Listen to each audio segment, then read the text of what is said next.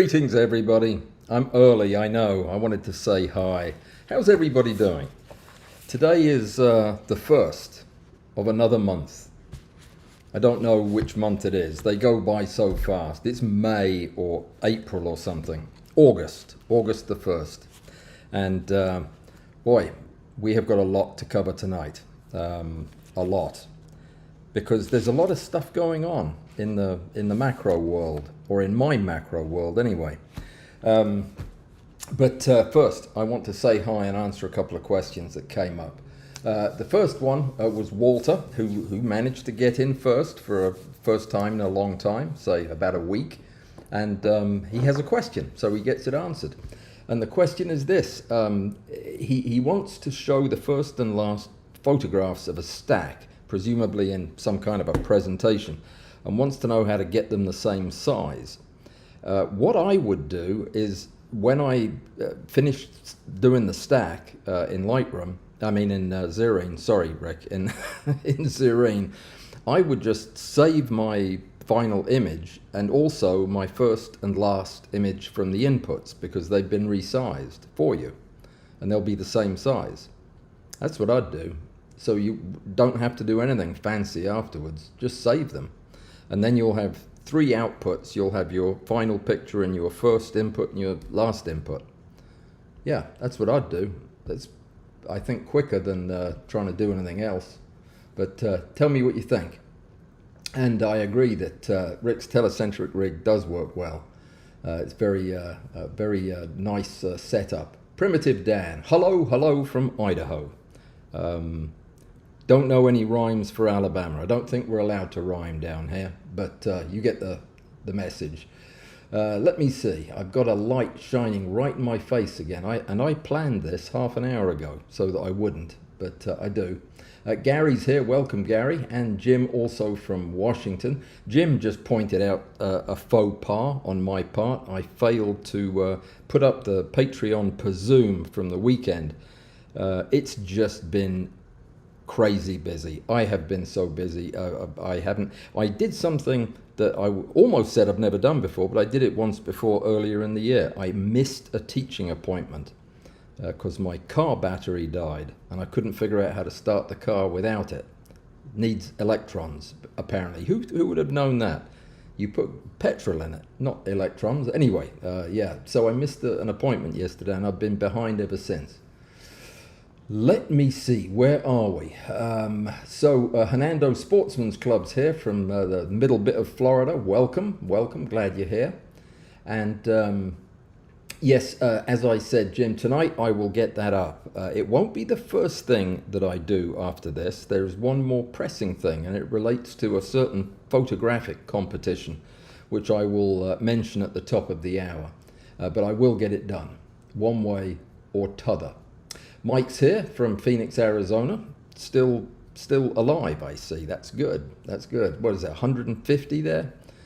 I couldn't stand Phoenix when I was there in the summer. I used to have 2 aunties that lived there.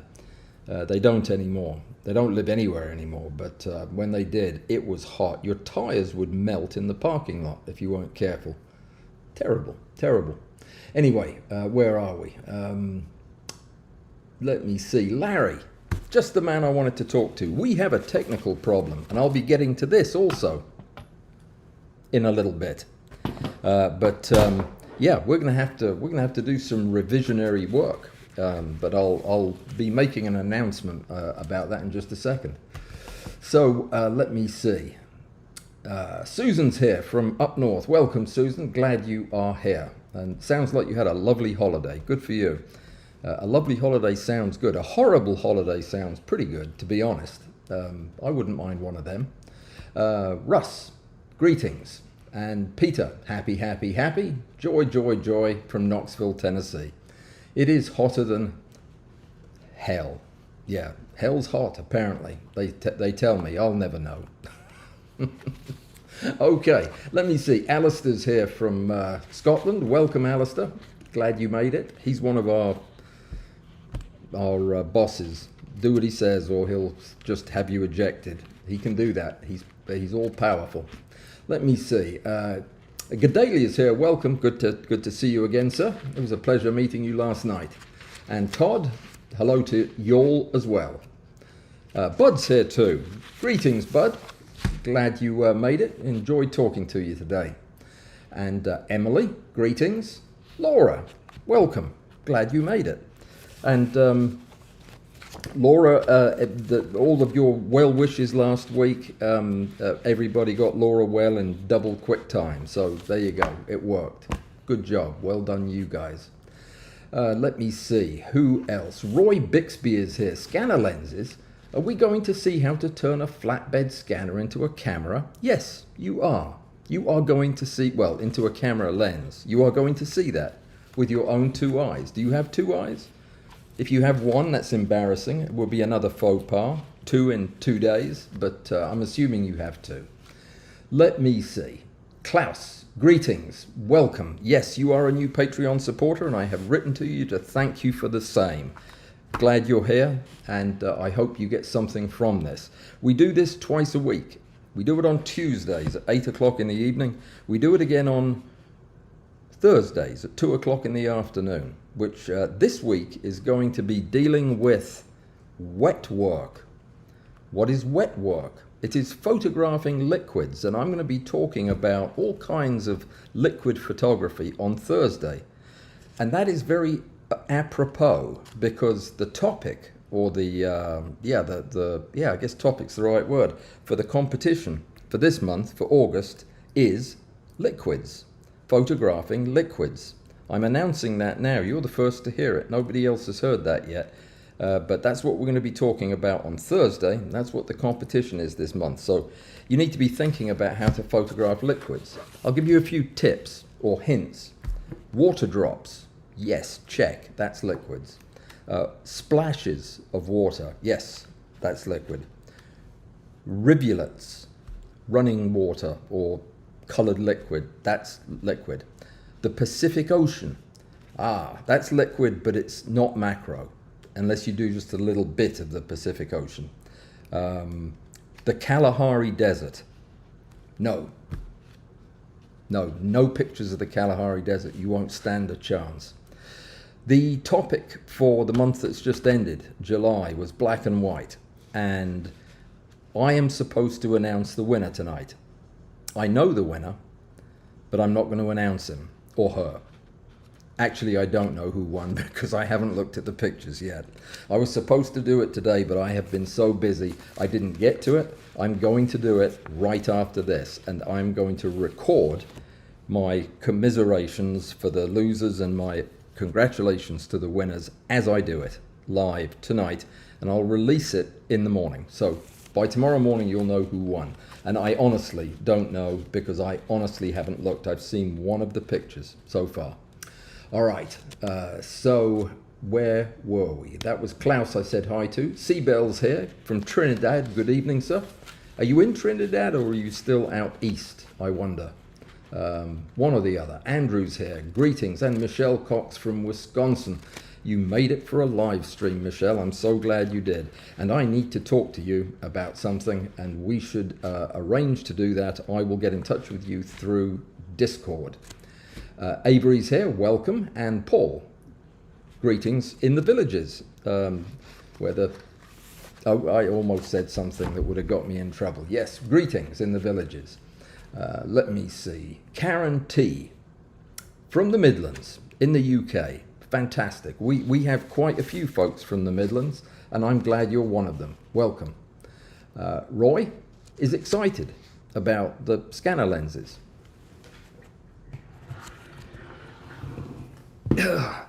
This is heavy. Are you still excited, Roy? Yes, that is a scanner lens. See, I wasn't kidding. I really am going to talk about them. Let me see. There's some new folks here tonight. That's fantastic. I'm so glad. And Roy, again, and a flash to freeze the image. No flash. We're just talking about it. I've already done the images. We're going to talk about it tonight. No flashes. That will give somebody a seizure, I'm sure. Skell is here. Greetings. 3 a.m. 3 a.m. That is commitment. I was up at 3 a.m. This morning. I shouldn't have been, but I was. Yeah. You're going to regret that tomorrow. Definitely. I think we need to get started. Oh, Art is here from Massachusetts. Welcome. And so is Joseph from sunny Detroit. Glad you're here. And in fact, Seabell is back in Trinidad enjoying Emancipation Day. It's a public holiday, as it should be when one gets emancipated. I'm glad that... did you have to take a medicine for that, or did it just get better on its own with good diet? That's usually what it takes when I get emancipated. I am so sorry. You were only in Suriname for a week. Okay, fair enough. That's long enough, I think, probably. Okay, scanners live in vain. Well, yes, they do. Those that survive. They're a dying breed. Alistair's talking to Bud, and I'm going to leave that right where it is. 2 a.m. in the Midlands. That's early as well. Are you up late or up? No, you're up early. Up early or up late. Either way, it's inhumane. Okay, macro everything around me. Just made it in from Florida, as did a fly or a mosquito from probably more local than that. So I've already told you what's going on this week, but I haven't told you everything. Tomorrow, the results of the photo competition, and that will be hopefully first thing tomorrow morning if I can get the video finished tonight. That may be pushing it, but we'll see. And Saturday, for those of you who are Patreon supporters, we have a Pazoom coming up, and this is the North American Pazoom, so it starts at 2 o'clock. No, it doesn't. No, it doesn't start at 2 o'clock. It starts at 12 noon because I changed it to 12 noon. Why? Well, I'm not exactly sure why, other than to give me some more time later in the day to do things that didn't get done this weekend. So I'm going to try moving it up by 2 hours and see how that works. We'll give it a couple of weeks and see. But that is Pazoom. What am I talking about this weekend? I don't know. All right, I have some ideas, but it hasn't been finalized yet. It has been a dodgy start to this week, to be honest. Overcommitted and under-replicated. That's me. There's just one of me, and I've said yes to too many things, and it is coming back to bite me. So if you're waiting on me to do something, bear with me. I will get to it, but I'm a little bit behind. Email, for example. Not for the first time. Scanner lenses. I am going to attempt to answer every question that nobody has ever asked me about scanner lenses tonight. It's going to be a fairly superficial glossing over of the subject, mainly to try to interest you in it, and then we can have a deeper conversation later on, because I know to a lot of people this is really pretty esoteric stuff. It just occurred to me that I haven't really talked about it. I did a video 5 years ago on using scanner lenses on your cell phone, and showed you how to glue one onto your cell phone and use it as a macro lens. I'm going to talk tonight a little bit more seriously about the scanner lenses that are out there and the ones that you might want to look for, and how I find them and what I do with them, that type of thing.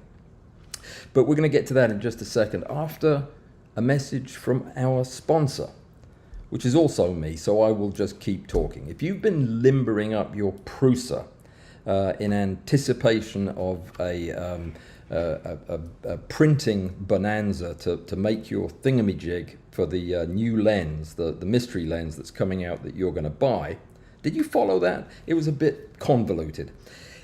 If you are planning to build the thing I talked about during DIY day last week, don't do it just yet, because there are going to be some changes, or a change, and I need to talk to Larry about that, because Larry's my chief engineer. I'm his second in command, and we're the whole group, so it shouldn't be that hard to arrange it. In the plans that I put out and in the drawings, you will see me refer to this neoprene lining here and giving a measurement for it. The measurement is a bit too thick. This neoprene is too thick. I can't remember what I got. I'll have to measure it, but I think it's like 4 or 5 millimeters thick, and it needs to be about half that, or these rings need to be bigger. And I'm going to get with Larry and ask him what he thinks the best approach would be, or the easiest approach would be. I think it's probably just buy thinner neoprene, but because this is way thicker than I think it needs to be. But anyway, it's the same problem I used to have when I went diving. They gave me a diving suit, a wetsuit that had too much neoprene in it. I couldn't sink. I just bobbed back up to the surface like some kind of massive alien fishing lure. But that's the problem with that. So don't build it to the plans that you have now, because if you do, and then you get the mystery lens when it comes out, it won't fit, because it didn't fit for me. So there you go. That's all there is to it. And we'll have the corrected plans or instructions on how you change it. Actually, the instructions to change them, I'll give you right now. You just go into the plans that we gave you, that Fusion 360 drawing thing. When you open it up, you go to the parameters and you change the parameter for the thickness of that stuff from 6 to 3 or whatever. I think that's 4, so change it from 4 to 2. There you go, that's it. Problem solved. And the thinner neoprene, when it comes, will be easier to cut, easier to stick on there, and it won't block the lens from going on. That took too long to say, but yeah, somebody pointed out to me that I said I was going to put the plans and everything on my website, and I haven't yet done it. That's true. That is correct. That comment was accurate. I haven't yet done it. I haven't had a chance to, but I'm going to. And when I do, I'll put a note there about how you change the parameter so that you can get it set up to where it'll fit the lens. The lens hasn't come out yet. It won't be out until September, early September. So we've still got 4 or 5 weeks. You don't need to be building these things just yet. You might not get the lens after all. Though these are going to be great for a million other things, I promise. So I already talked about competition, about not having looked at it yet, but I will, and you'll know in the morning. Let me see. And I already talked about the competition for next month, which is liquids. Okay, so September. For the competition. Let's not forget that is the month that Angie will return from the Midlands once again to judge our flowers. But this time it's going to be enchanted flowers, not just ordinary flowers, but enchanted ones. So be thinking about what you're going to do with your flowers, especially Nils and the rest of you in Norway, up there where you only have flowers for a week out of the year. Make sure they're enchanted and photograph them, okay? That's the deal. If you're not a member of Patreon, you're missing out on one of life's great opportunities. The opportunity to give me money. Just don't stand for that. Go to Patreon, www.patreon.com/Allan Walls Photography, and there the cornucopia of opportunity will be opened up to you. I'd be super grateful if you did. I had several new people join this last month, and it's wonderful to see you all. It's wonderful to see you here tonight. And we are moving places with our Patreon. We're doing a lot of new stuff, and I've got a new feature coming up this weekend that I can't tell you about because I haven't finalized things. Highly recommended is not this. This is okay. This is my digital caliper. I covered the microphone, didn't I? This is my digital caliper. It came from Harbor Freight, and it's cheap. And I've had it for almost 10 years. And the only thing I've had to do is tape up where the battery goes in. It's quite accurate. It's getting a bit less accurate, but I've had it for a long time. I like it. You might. But I'm recommending something I got a few weeks ago that I don't know how I ever lived without. And I don't know why I'm telling you this, other than the fact that I'm excited about it and I want you to be as well. It's a digital caliper from the same place. This thing is amazing. If you're doing 3D stuff like I'm doing and working in Confusion 360, this is something you have to have so that you can measure things and put accurate measurements in your drawings. I love this. It's heavy, it's well made, it seems to be accurate, and yeah, I'm enjoying it. And it was very inexpensive compared to the Mitutoyo type ones, which are super expensive. So I just thought I'd mention that. There's something else I'm going to recommend because I'm so blown away by it, and I want you to be blown away by it too, because it's amazing, amazing, amazing. It's this. It's my new book. No, it's not my new book. It's Robert's new book. Robert Thompson. Robert Thompson is a chap in Northern Ireland whose acquaintance I made just recently. I've had his other book, well, it's actually, I think, the first edition of this book for about 20 years. This, though, is a work of art. This book is fantastic, and not only is it beautiful and well written, and he just writes beautiful English, but he also has packed into this all the information that any beginning macro photographer would want to have a successful and long career doing this. He has really done everything right in this book. That's why I was up at 2 o'clock this morning. I read this thing almost from cover to cover. It's a fantastic book. Buy one. You will not regret it. And when he comes on my program in a couple of weeks, if you have read his book, you'll get even more out of the conversation. Because he's a really special guy and a great photographer, and I think he'll be a great influence on your own work.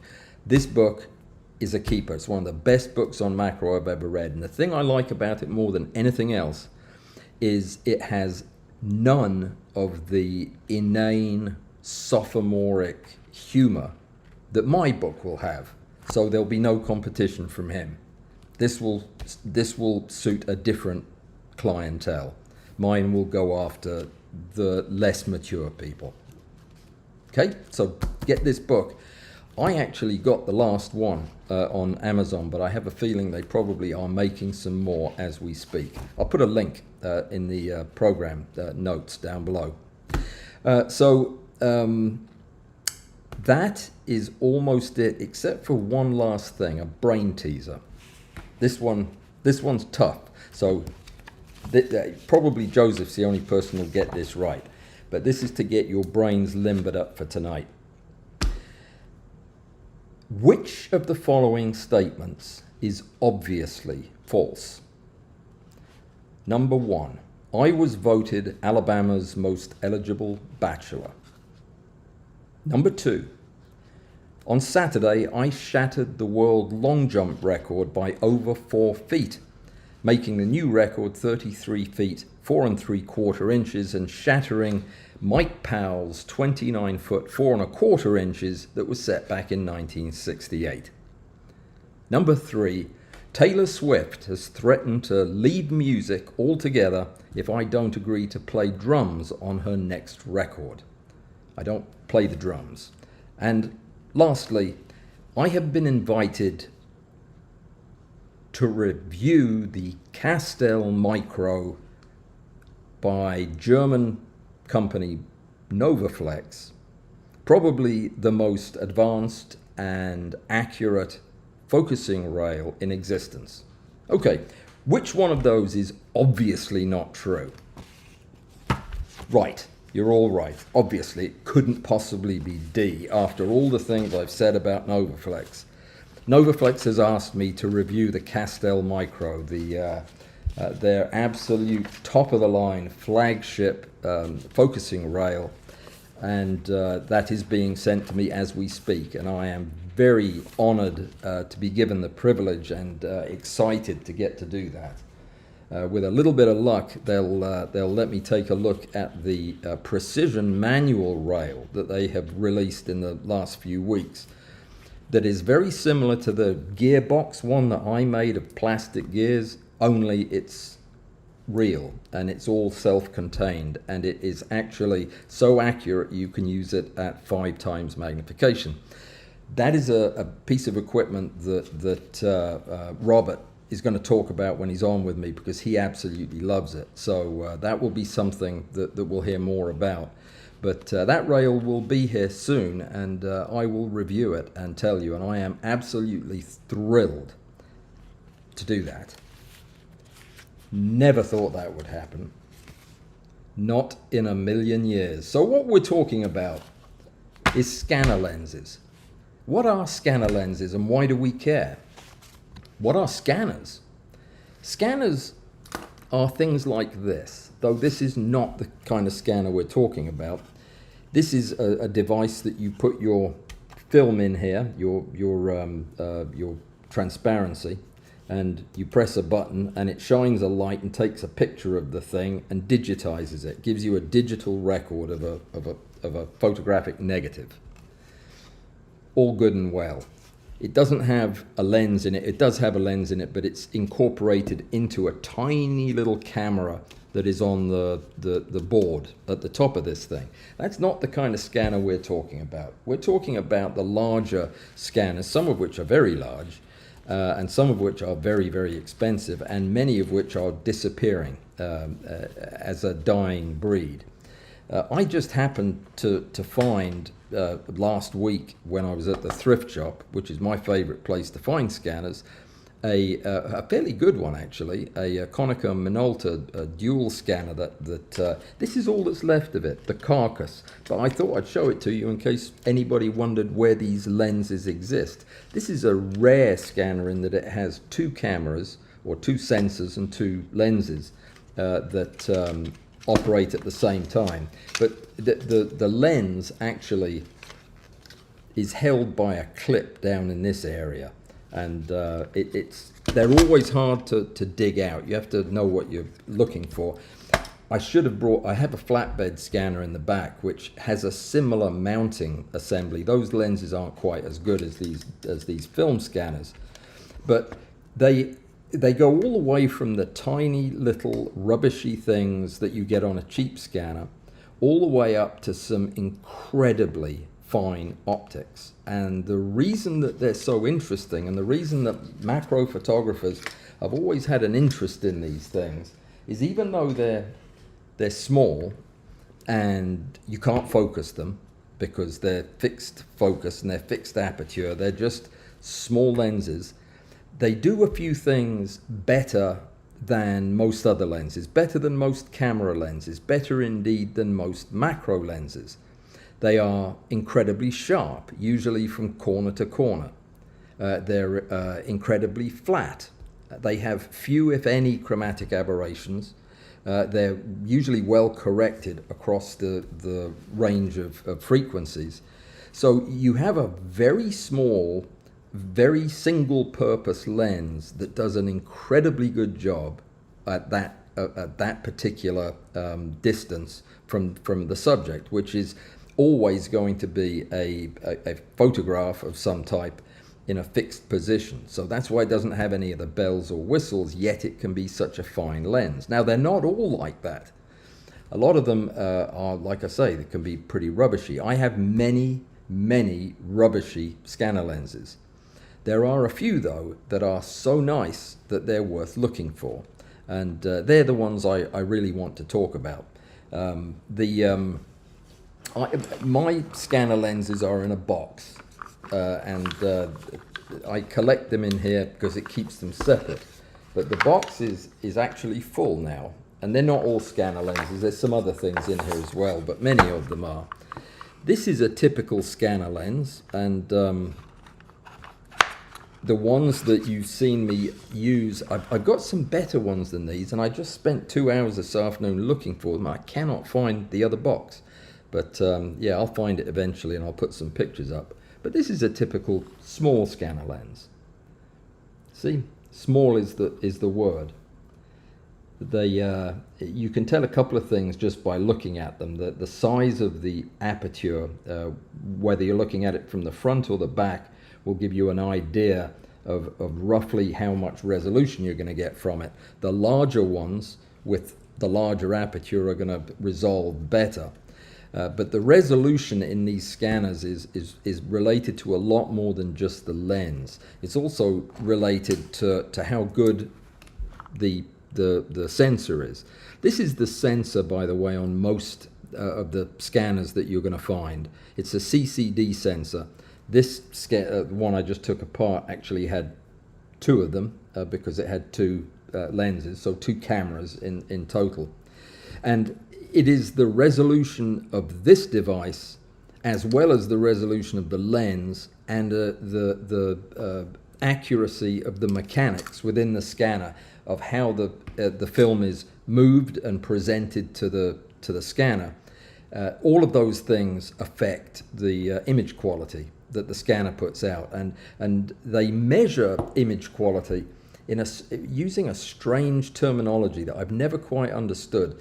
Most scanners refer to the resolution that they can offer in terms of DPI, which is a printing term. It usually refers to the dots per inch that you'd get from a printer.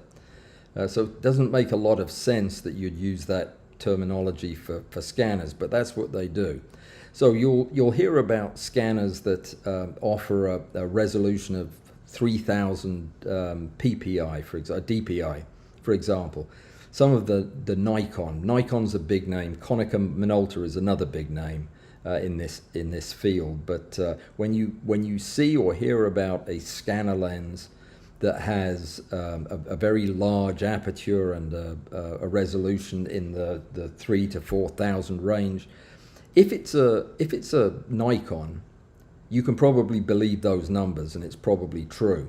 This particular lens came from a scanner, and it advertised having a resolution of 10K, which is nonsensical for the size of the thing, and it turns out not to have that.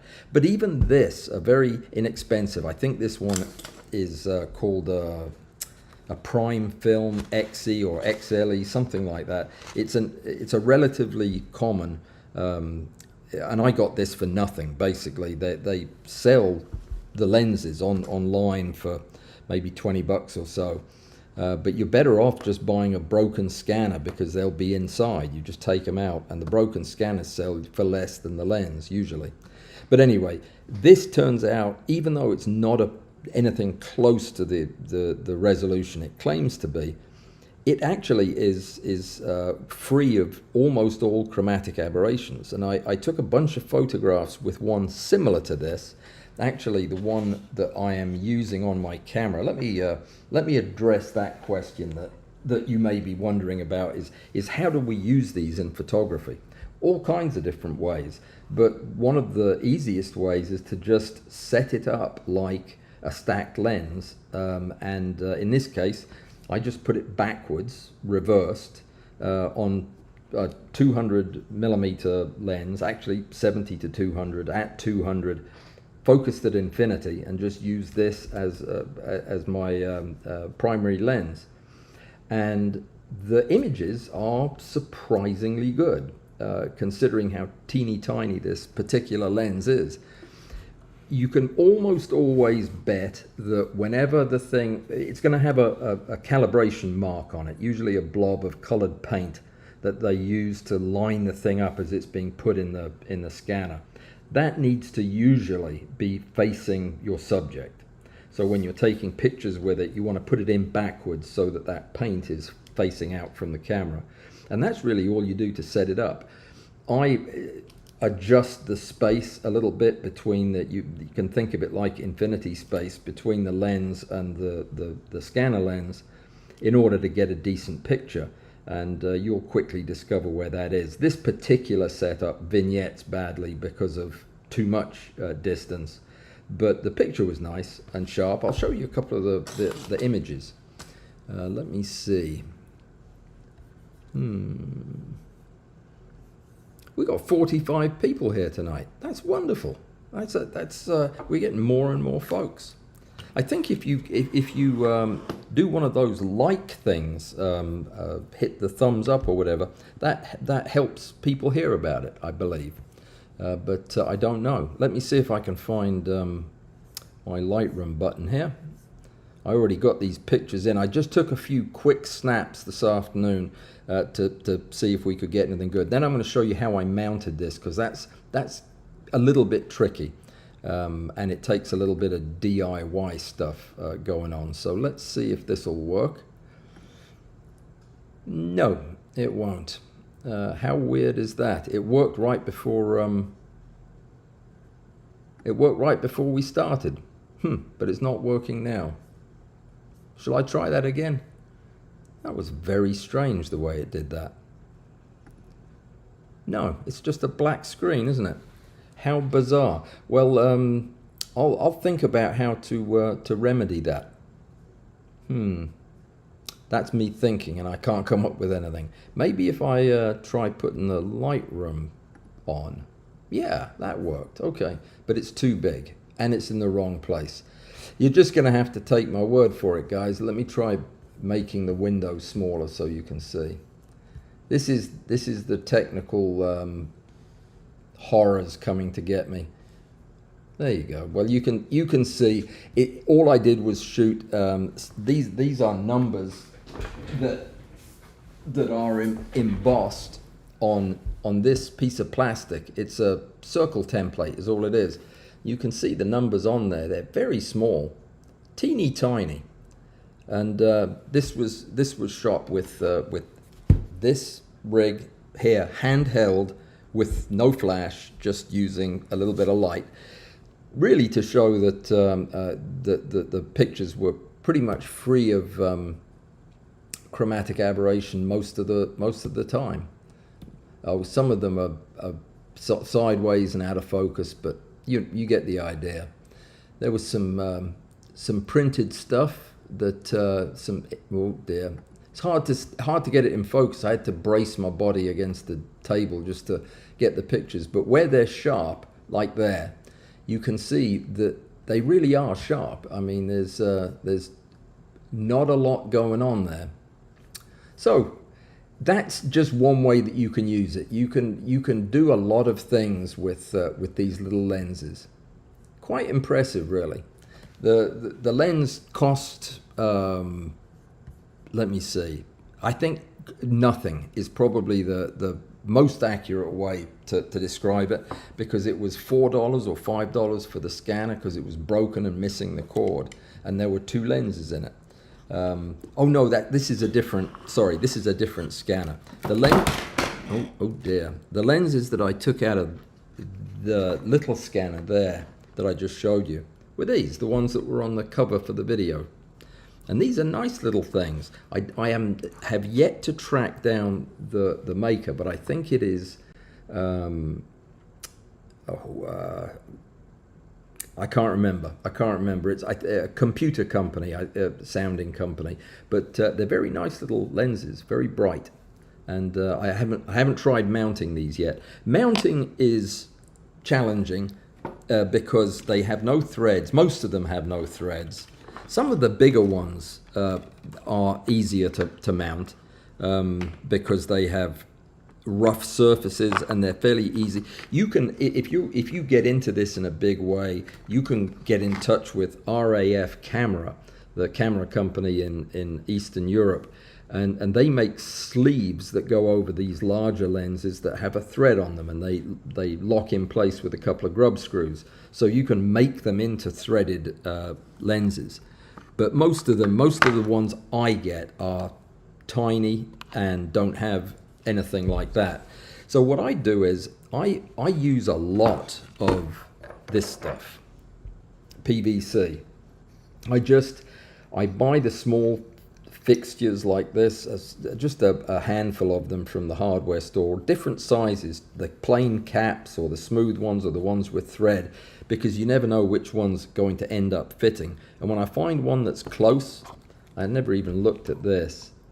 Right here is a good example. To mount this backwards, I would want to mount it right in that hole, but that is just a fraction of a millimeter too small a hole. So I would just clean that hole out with probably I use a dowel, a piece of wood with sandpaper attached to it, glued to it if I have time, otherwise just screwed to it.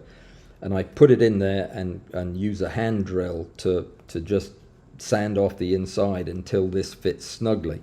That's exactly what I did with this.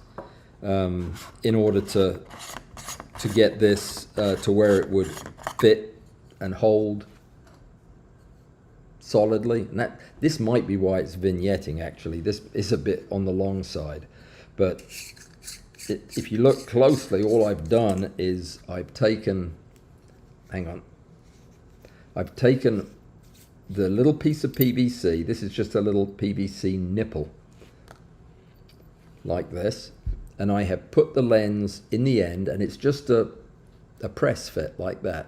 Turned it backwards, sanded that out. It's cleaner than it looks, and then press fit it until it's snug and flat. And then I sanded this down as well so that it would be nice and thin, and it would partially go through this collar. Sorry, the other way, like this. This is hard to do because my arms aren't used to being up in the air like this. There we go. When it's part of the way through like that, and you get it completely flat, you screw the other piece of the ring on. This is a 20, a 30, and a 26, something like that. The numbers don't matter. It's whatever fits tight for you. So there we go. And then I'll screw that top ring on, and it'll hold the whole thing together. I wouldn't want to throw it out of an aeroplane and expect it to stay together, but to take some pictures this afternoon, it was fine. Now, if I was going to be using this for anything fancy, I would do something a little bit more permanent. Oh, I dropped it, and it didn't break, and it's still mounted straight.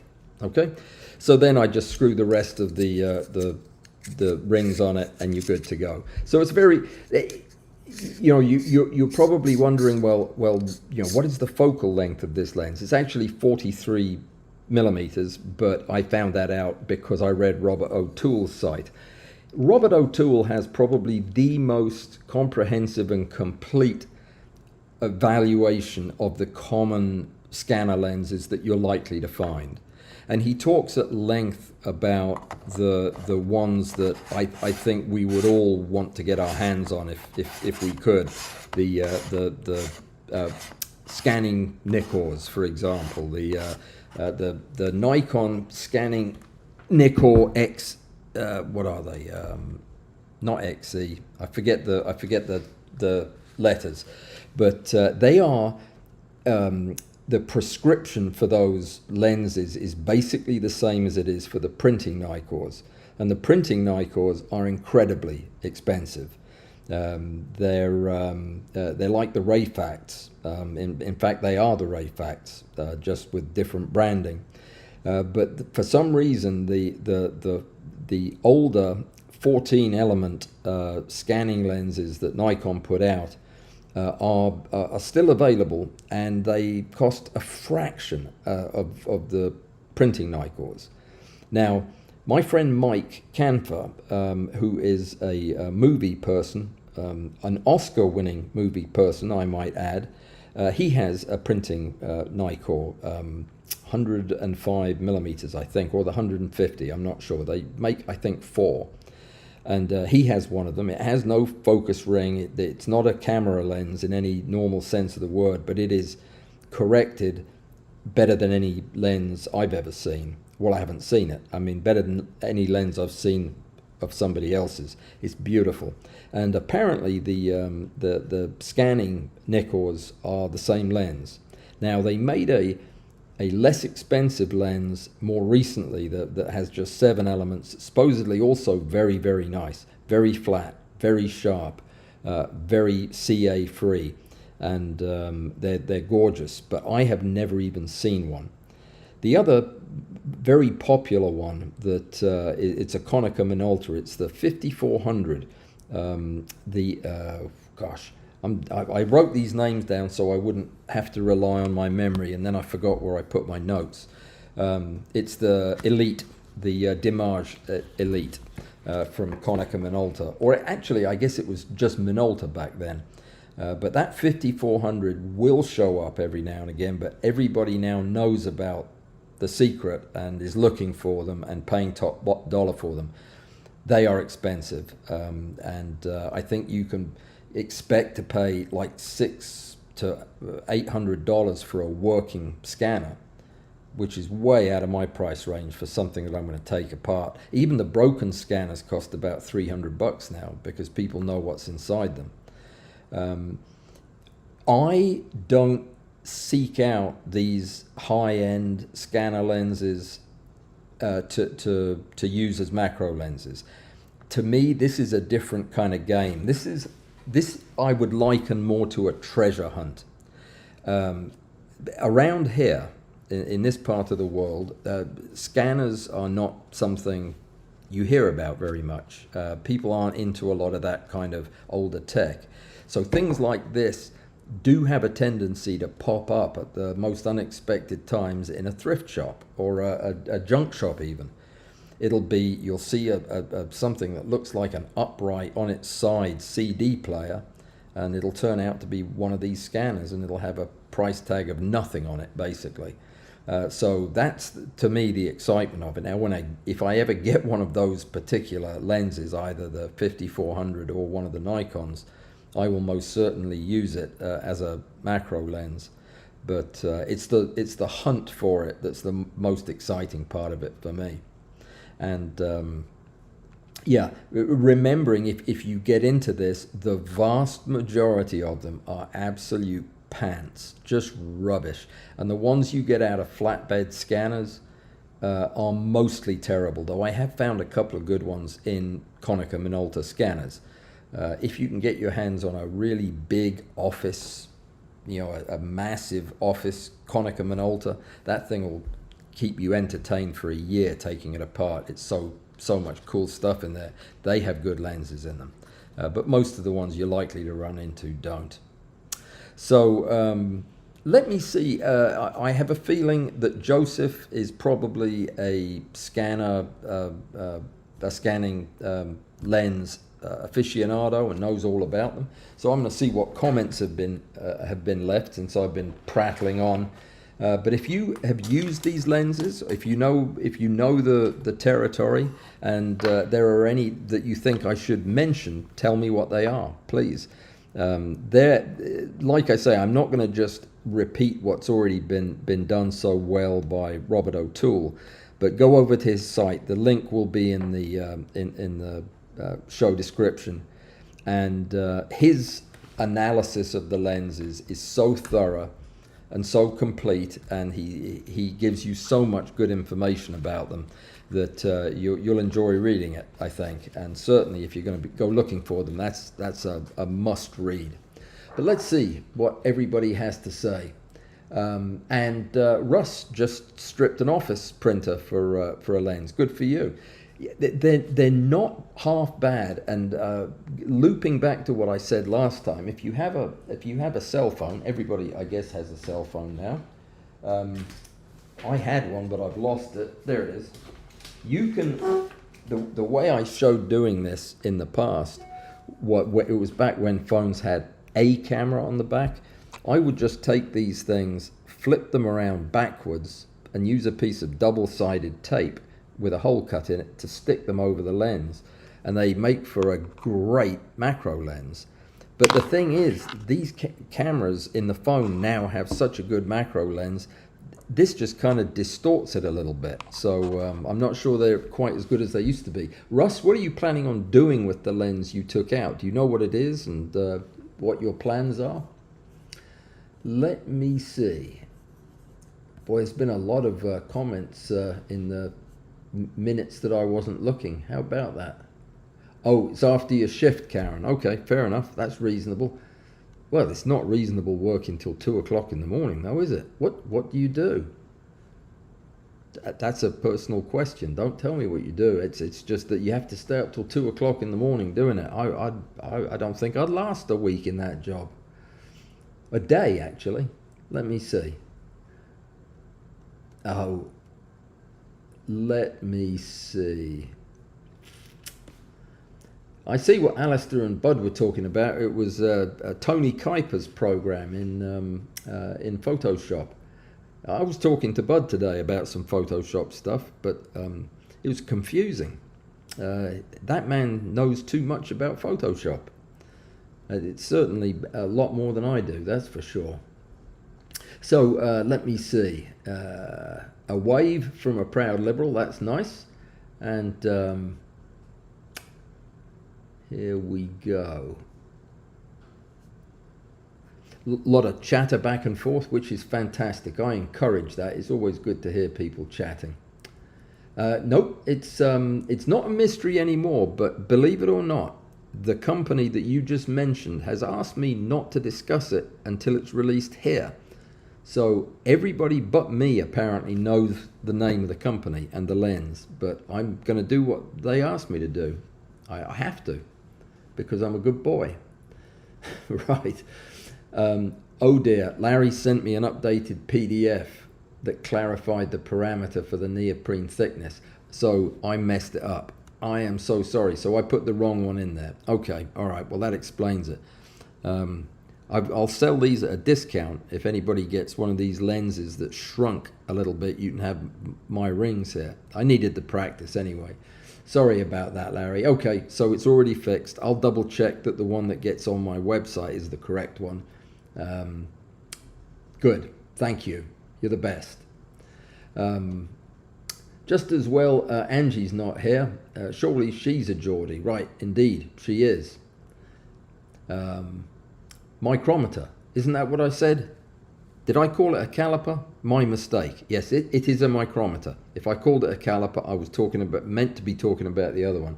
I've always wanted a micrometer for the little stuff that I measure, and it's really handy to keep it in my studio as well, because for once now I can get a very accurate measurement on the size of my subject. You just have to be careful not to squash it between the metal posts. I did that one time. Poor little fly's head didn't make it. But yeah, that's... I can't believe I called it. I've been calling this correctly right since I got it. That's a micrometer. The other thing, that's the caliper. My bad. Thank you for correcting me. Michelle's husband came in and missed the book. Well, we're going to repeat not the whole thing, but I'm going to... I just broke the micrometer, but I'm going to hold the book up. That's the book. It's the book of close-up and macro photography by Robert Thompson. It's art and field craft techniques, and it is an absolute cracker of a book. He's going to be on the program in a couple of weeks, and he'll be talking about that and many, many other things. You're going to like this guy. Russ Richards, Robert Thompson's new book, he answered correctly, 10 points, and a proud liberal. The thimble does not guarantee accuracy or repeatability, and it's a cheat. Do what now? I don't...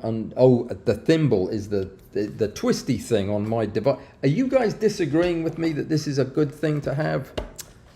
You're engineers, that's the thing. You just...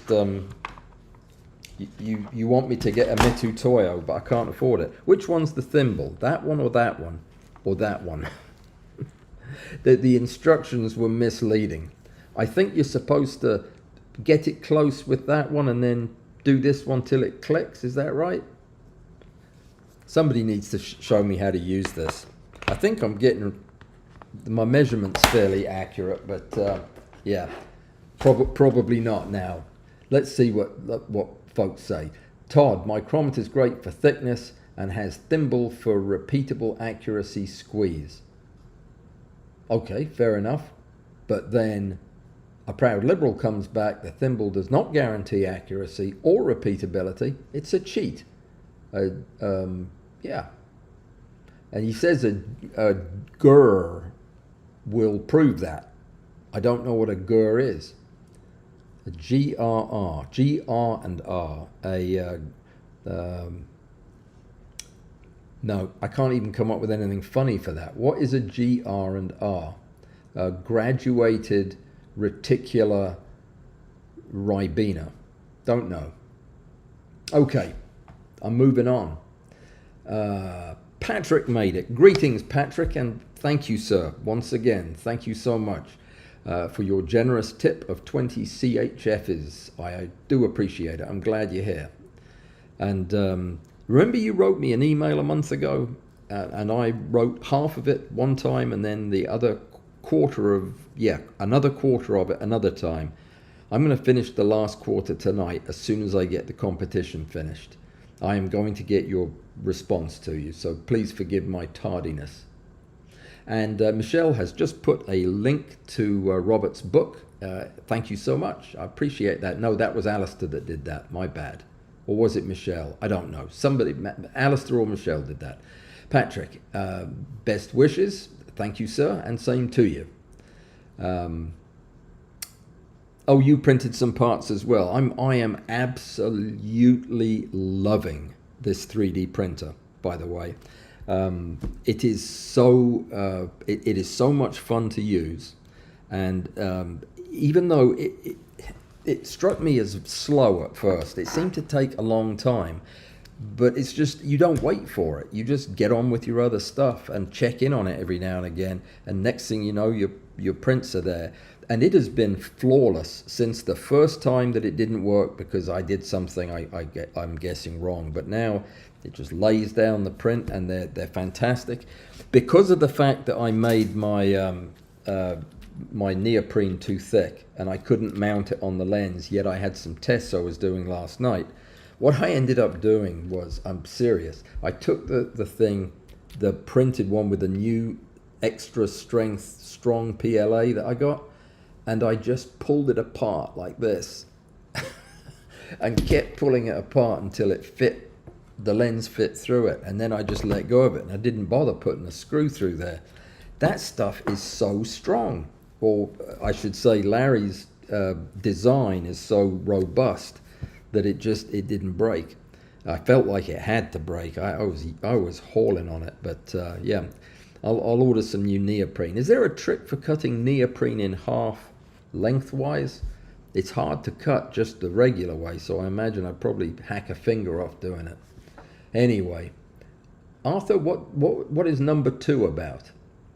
Don't understand the statement. Let me see.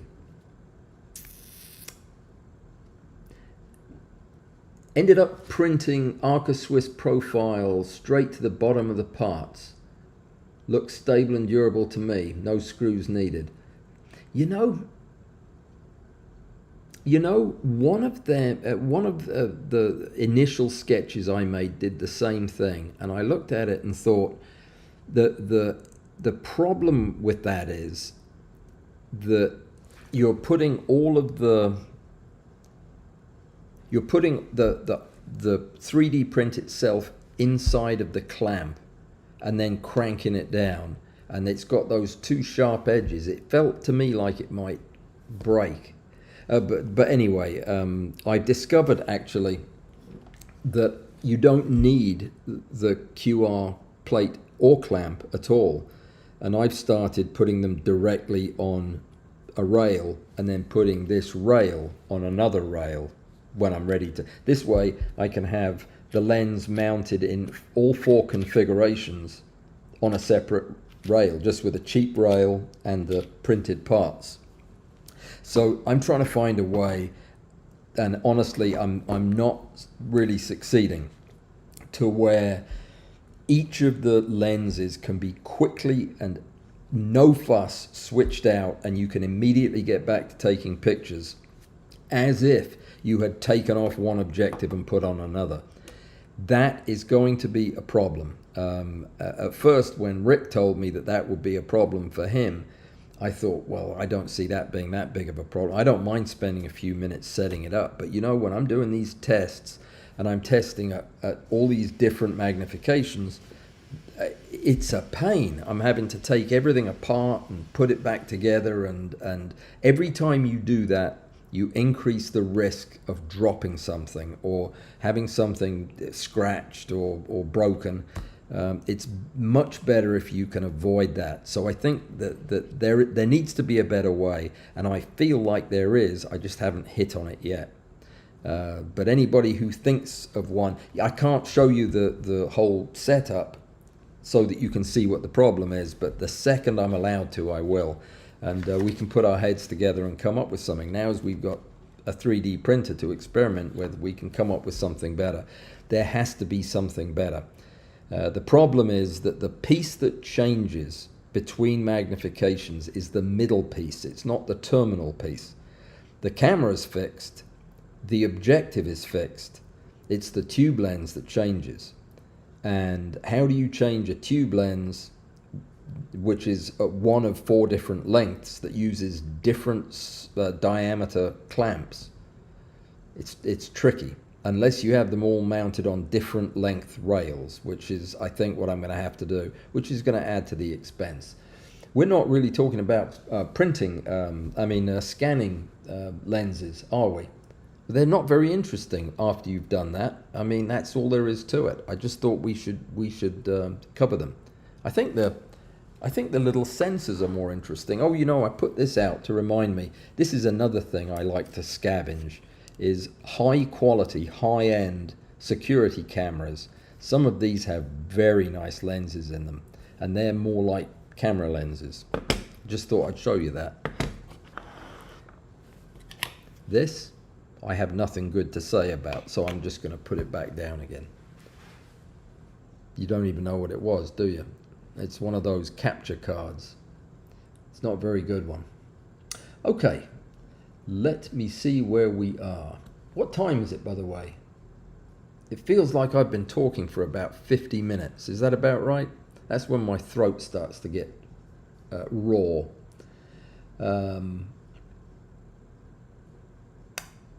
Oh, that's one of those scanners you pretend to like when you get it as a gift. Which one? The one I held up? This one? This one's fascinating, actually. It's miniaturized, and it has a camera and a lens and a light source and a television, a sensor at the bottom. But it's all cheap, very, very cheap components in it, and it does a terrible job. The pictures are awful. I hope you didn't get one of them. I got that at the thrift shop. I got this shirt at the thrift shop. What do you think of that? I rather like this shirt. It's a J. Crew, my favorite shirts. Yeah. What else did I get there? It was a bumper day this weekend when I went down there. Okay, let me see. There may be a question here. Roy, my first flatbed scanner cost $10,000 back in the 80s. Hang on a second. You bought a flatbed scanner for $10,000? Why? What were you scanning that needed that? That must have been $10,000. I don't think I'd have bought one. I know I wouldn't have bought one. I've only used them ever. Oh, I use them for faxing, I guess, that kind of thing. But I've never bothered digitizing my slides. I have all my slides still as slides. I enjoy looking at them as slides. The few that I made pictures out of, I never looked at them, but I still look at the slides. I'd much prefer to see them projected on the wall anyway. But that's just me. Let me see, where are we?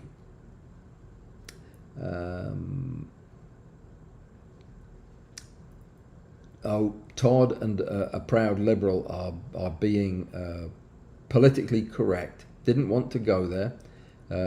He's a QM in metals. I don't know what that is, but should you get out of the metals? Is it safe to be a QM in there? I don't know. He's a QM in metals and have seen more accurate measurements on floor with mic over caliper, people white knuckle calipers. Yeah, I don't know what any of that means, what those words mean, and unless it means you press too hard on it, I don't know. I like my little. Can't I just like this thing and give it a good thumbs up? I think it's nice. I mean, how accurate do I have to be? Keep an eye on any PLA you are clamping, says Larry to Patrick. It will squish over time You should be able to notice the fit change and just print a new set. You warned me of that, Larry, and I'd forgotten about that. Is it the same? You told me it would squish over time, but if I kept stretching it to fit the lens in, would it also relax over time? I guess it would have to. It's just plastic, right? So that's a good point. Which of the, is it PETG that doesn't do that? Because I've got some of that, but I don't know how to print with it. I need to try that though, because I haven't even opened the box. I'll try that. The color's shocking. I don't know why I got that color. I really need to read the instructions. Russ, what did you answer me? What you were doing with the photocopier to strip it? I love doing that, taking those things apart. So much fun.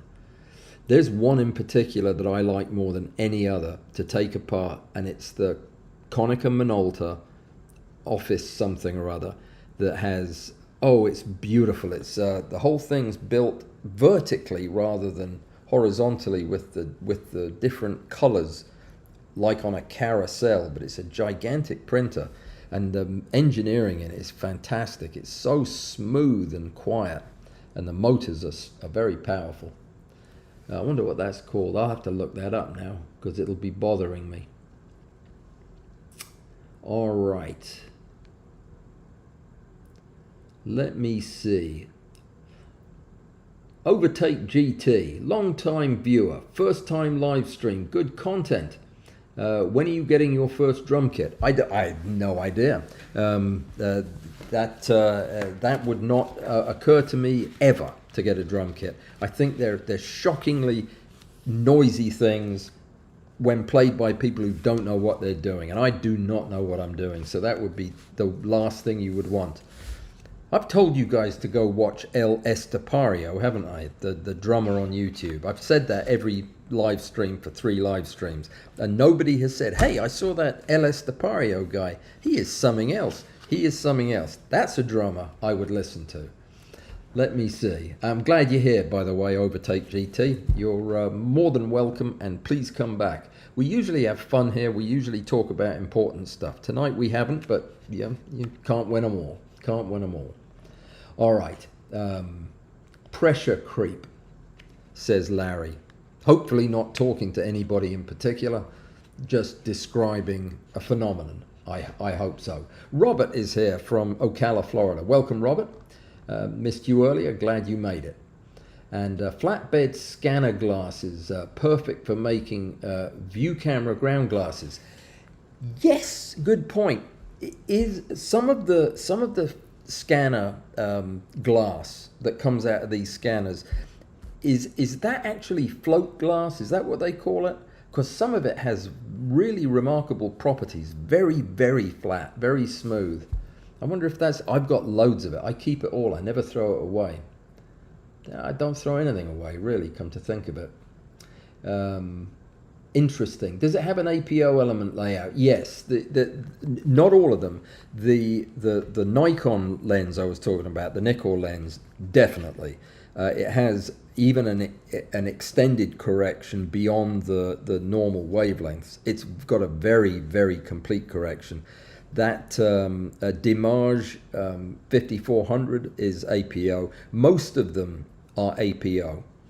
But because they're small, compact, and don't have any of the user functionality a normal lens would, they can cram all of that precision into a smaller package, and that's why they're inexpensive. And that's why macro photographers love them.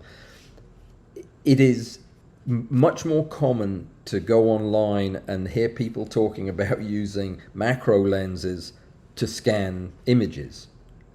We're talking about the exact opposite, is using the image scanner lenses to do macro. And if you think about it, that's the only way to go. Why would you use a macro lens to scan images when the macro lenses, at least the consumer ones, aren't as good as these lenses as far as flat field and correction and everything, correction of CAs and everything else. Some of them are so good they even correct the kind of, what do you call it, bokeh chromatic aberrations, the locas, which normally you just can't correct, and these things are just beautiful. Most of the better ones that Robert lists anyway. Okay, let me see. I think we're getting towards the, no, we're not getting towards the bottom. Only 15 likes so far. Well, raise your hand if you liked it. No, everybody's going home now, so it's too late, but thanks, Alistair, for reminding folks. Paul's here. Greetings. Oh, you're heading home after work. Well, I'm glad you stopped by, and thanks for the like. I do appreciate it, Paul. Thought I was giving you a credit card number. You do not want my credit card, because you have to. I discovered you have to pay them back eventually. Why don't they tell you that at the beginning? All right, Bruce is here. Oh, well, he was here and then he left. But welcome, Bruce, and goodbye. Okay, I think we're towards the end. Mounting scanner lenses sounds like a perfect job for 3D printing. Why did I not think of that? This happens now almost every day, Larry. I will sit here and I will sketch out something on a piece of paper that I'm going to go out in the workshop and make when I could just have 3D printed it. That just amazes me. You need to keep reminding me of that, because I should have 3D printed that thing. Insane. That won't happen again. Well done. Thank you for picking me up on that. Jeez. Are you guys prepared to recommend a laptop capable of running latest Photoshop with AI around $1,500? Ooh, boy. That's a good question. Bruce, give me a day or two to think about that, and I'll get back to you. $1,500. I bet it's going to be... I think almost anything will be able to run the Photoshop AI. I'm going to leave that to people who know more computer stuff than I do. I'm going to be talking about a new computer soon, but it's out of that range. More to come. Would most scanner lenses be flat field? Yes, all of them, pretty much all of them. If they're not good lenses for what they're doing. They need to be flat, yes. Ultra micro nickel, baby, says Joseph. I agree. All right. Yes, but only at one magnification. Well, yeah, you can't. Yeah, I see what you're saying. Yes, if you move them to different magnification with a different lens system, yeah, then you'll get curvature, right? Obviously. All right. We are going to call it 40 likes. Well done, folks. Thank you so much. And, well, Patrick, you and I can talk about this thing, because I'm going to be printing some more iterations of this myself. But, yeah, that's good news to have, good information to have. It's 9:01. I've got a competition to judge. Thank you for bearing with me tonight. I know it was a bit all over the place, but I had a lot I wanted to cover. We're talking about photographing liquids on Thursday, and that will be interesting, and that's the competition too. So liquids, wet work, and good night. Thanks for coming. Thanks for liking and all that stuff. And I'll see you on Thursday or Saturday or tomorrow. I'll see you again soon, very soon. Good night.